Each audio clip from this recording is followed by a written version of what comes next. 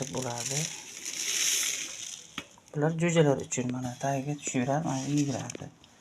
Ikkalasi juda qulay idish ekan, yaxshi. Ichiga qancha solsangiz ketaveradi bu ichiga. To'ldirib solib qo'ysangiz ham ancha paytgacha yeb o'tiradi maza qilib. Hozircha mana shu bo'ladi bizga. Jo'jalarga ketadi. Endi mana piyozlarni to'raymiz. Piyozlarni indutkalarga ham beramiz. Piyoz, nonlar, ushoqlari bitilganlari bor. Keyin mana bu makka bilan bug'doy beraman, buni indutkaga beraman ko'proq. Kattalariga buni.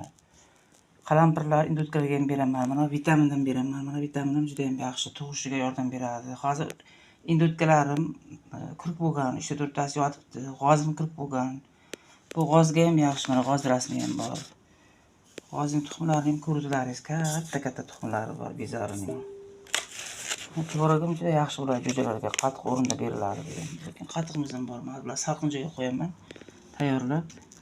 Tuxumni qirg'ichdan ertalab o'tkazaman. Hozir qaynatib oldim, tayyor bo'lib turadi. Mana choynakda qaynoq suv bor. Qaynoq suv ham tayyor bo'lib turibdi. Ikkita choynakda ham ertalab shu suvlar, qaynoq suvlarga dorilar tayyorlaymiz. Hammasi tayyor bo'lib tursa, birov bergandek bo'ladi kechasi qilsa. Ertalabda ulgura olmayman uncha narsani qilishga men. Mana lekin dahshat edish ekan, chiroyli ko'rinar ekan mana.